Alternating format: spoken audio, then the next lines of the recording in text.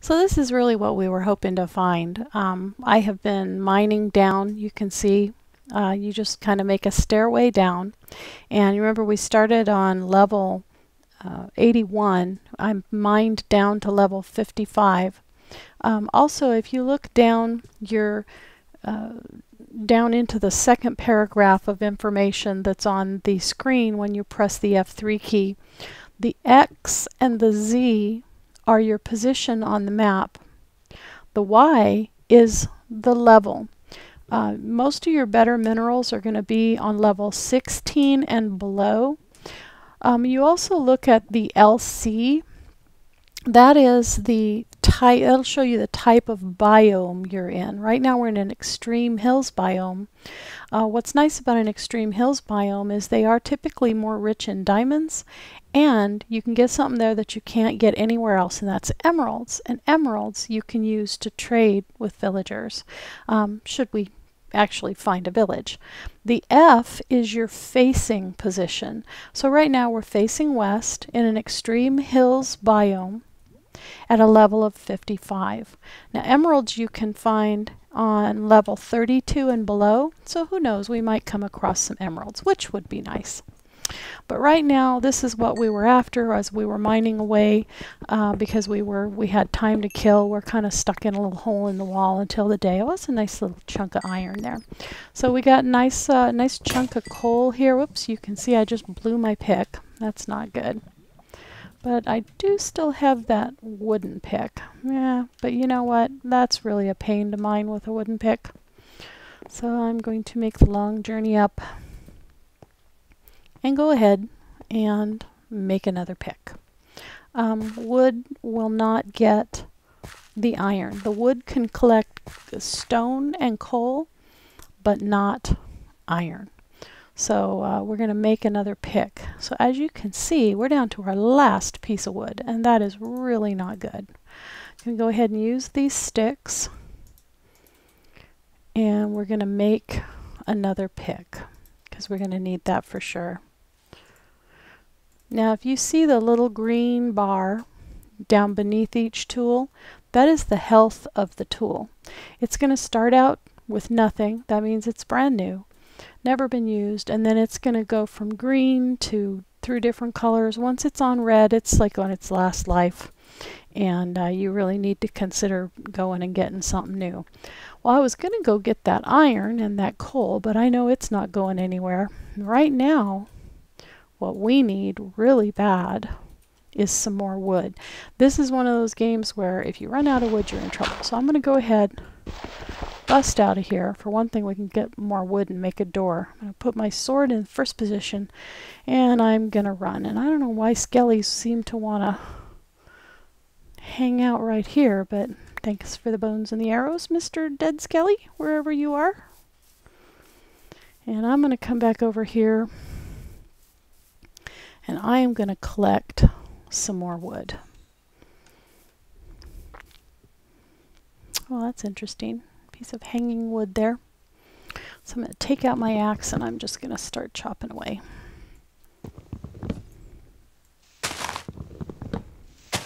You definitely don't ever want to completely run out of wood, and that's something you never ever go off into a cavern or get very far away from home without plenty of wood.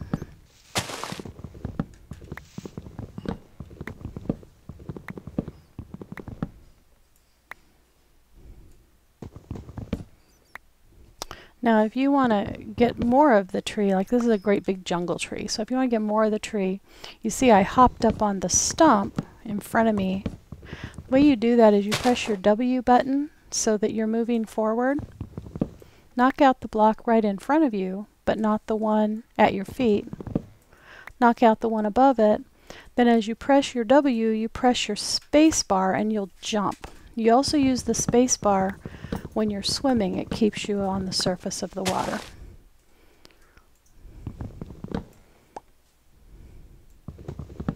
Okay, be careful on this tree. Now if I was to fall here from this height, I might take a little bit of damage. As long as I'm full, I would heal, but as you can see, I'm not full. I've got I'm missing a couple of hunger bars here, so I do need to be a little more careful. Once I'm done with this, I'll eat something.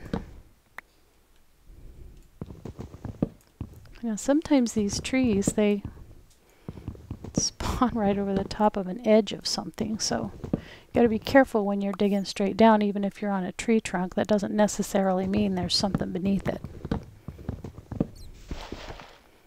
In this case, I think we're fine. So this one tree should give us enough wood for, you know, for our needs. We shouldn't have to chop wood for a while. Gather all this wood I dropped. And then I am going to have to eat something. In fact, you hear me in other videos going, oh man, I need to eat something. Well, that's why. It's because if you're hungry and you get hurt, it's a lot easier to die. So I scroll over, and the way you eat the food is you get it in your hotbar, you select it, and then you right click. And you eat. Something else you want to do while you're out is, I just usually use the torch, but you want to hit this tall grass. And you see those are seeds. I know it doesn't make any sense, but that's how you get wheat growing in this game, is to hit the tall grass and get seeds. I hear a zombie, but I'm not sure where he's coming from. So we might come under attack here soon. Not sure from where. Don't see anybody. And we'll just do some stuff that you do during the day, and then once the nighttime comes along, we'll go back in and we'll get our iron and our coal. Definitely hear a zombie. I'm wondering if there's a cave right underneath us. In fact, I think there is. I think we saw that. There's not very many seeds forthcoming here. And you'll just want to gather a few seeds and then hang on to them.